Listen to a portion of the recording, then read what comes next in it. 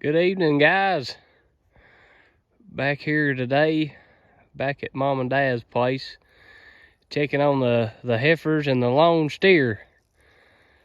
The replacement heifers we've kept back from last year's calf crop. We've got them over here weaning them, separating them. While their mommies is having their brothers and their sisters. The two black white-faced heifers, their mommies has had calves, and the Charolais heifer back there in the back, her mommy's the only one here that's not had a calf yet. The steer's mommy's already had a calf again. So, congratulations, guys, you have siblings. But I want you guys to look at some heifers. Look at this right here, guys. Not to be vulgar or whatever, but when you're looking at replacement heifers, right there is something that you definitely want to see. 4 square udders, and these, I ain't just saying it because they're ours, guys. They are good. They are nice. You're shy too, ain't you? But guys, I guess the reason I wanted to make this video is it's heifer season, if you want to call it that. It's heifer season and it's bull season. Everybody right now, they're buying their bulls for spring breeding. They're buying their heifers, their bred heifers, their open heifers. All the heifer sales is going on right now. And I got to thinking about that this week, guys, and had some experiences, and not necessarily good experiences either, from the past. There's different ways, and I ain't no expert by no means, but I am an expert on my opinion. Think about that one for a minute. You're an expert on your opinion too.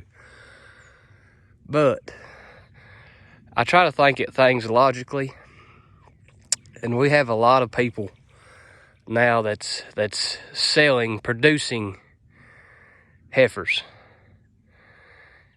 A lot of people, unfortunately, and I say this so you can watch and do your homework if you're in the heifer buying business.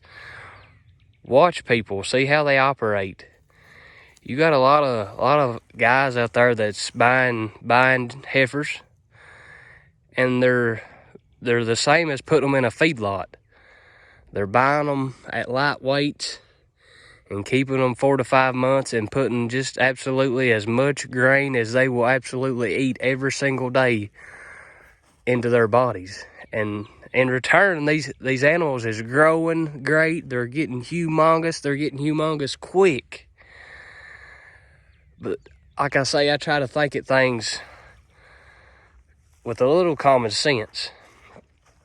That's great, and besides the point of making money, that's what we do with our steers and with our, what I'm going to call our eating animals, our fat cattle. That's the exact process we use for the animals that we put in the feedlots to consume ourselves. We put them in these lots where they're confined, or they can't burn no calories, that way they don't lose weight, and we feed them just as much as they can possibly hold for a long period of time.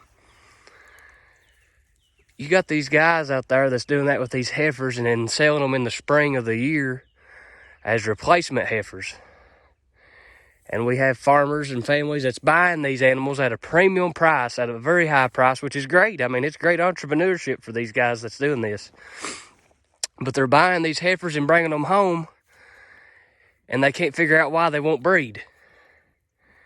They can't figure out why they're buying this 15-month-old heifer that's 7 to 9 months bred, and they lose the calf when she gets home. The calf's dead. They have to pull it. It's turned sideways. It's bred to a low birth weight bull, and they pull a 105-pound calf. Guys, you have to watch.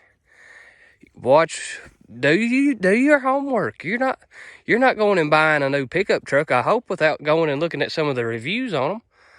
Do the same thing with your replacement heifers. Go to your local farmer. Don't just take it for granted that you're going to a big sale and that everybody does it the way that you would expect them to, because that ain't the case. Go to your local farmers. Go to your local neighbors. Go to your neighbor's house that keeps his own replacement heifers and see how he does it. Because I can promise you, he probably is not doing that. He's separating his heifers out into a field maybe like this and giving them very, very little grain and making them do it on grass. These heifers have had to get it all winter long on grass and hay and very, very little supplemental feeding. You think when they get of age and we turn them out, do you think that they're going to do better than a heifer that's been in a feedlot for the last 5 months that all she's had to do is walk up to the trough and eat? Absolutely, they're going to do better. That's why we're doing it this way, guys.